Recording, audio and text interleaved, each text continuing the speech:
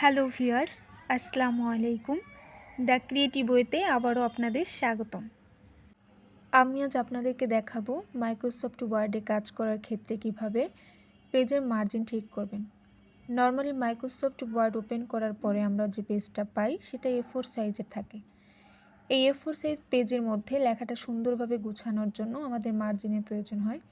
তো আমরা মার্জিন নেওয়ার জন্য প্রথমে মেনু বারে পেজ লেআউটে যাব।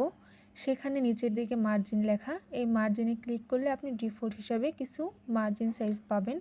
এখান থেকে আপনার পছন্দ মতো যে কোনোটা বেছে নিতে পারেন, বা আপনার যদি মনে হয় আপনি আপনার কাস্টমাইজ করে নেবেন, সেক্ষেত্রে নিচে কাস্টমাইজ থেকে আপনি মার্জিনটা কাস্টমাইজ করে নিতে পারেন।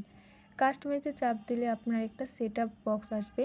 এখান থেকে টপ, বটম, লেফট, রাইট যে কোনোটার সাইজ কমিয়ে বা বাড়িয়ে নিতে পারেন।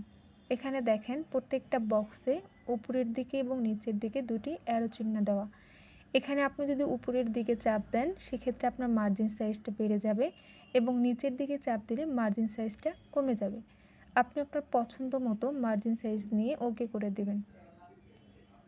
দেন আপনার মার্জিনটা হয়ে গিয়েছে। এখন আপনি এই লেখাটি সুন্দরভাবে গুছিয়ে লিখতে পারবেন। আশা করি আপনাদের ভিডিওটি ভালো লেগেছে। ভালো লাগলে অবশ্যই কমেন্ট করে জানাবেন। আর পরবর্তী ভিডিওটি সবার আগে পেতে অবশ্যই সাবস্ক্রাইব করবেন। ধন্যবাদ।